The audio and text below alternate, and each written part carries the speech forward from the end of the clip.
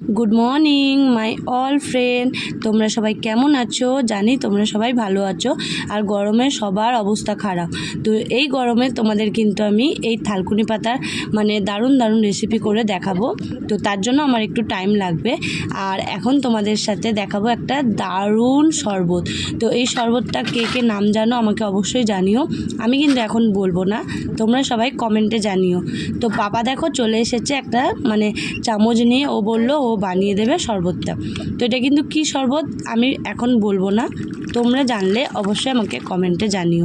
তো পাপা কিন্তু এখানে পুরো জল টল দিয়ে পুরো রেডি করে নিয়েছে। আর ও কিন্তু আসতে চাইছিল না, কারণ ও খালি গায়ে রয়েছে বলে, সেই কারণে। তো আমি বললাম দেখ, ভিডিওতে কিন্তু লোক খারাপ ভাববে, বন্ধুরা সবাই খারাপ ভাববে। তো সেই কারণে ও এসে এক ঢোক খেয়ে নিল।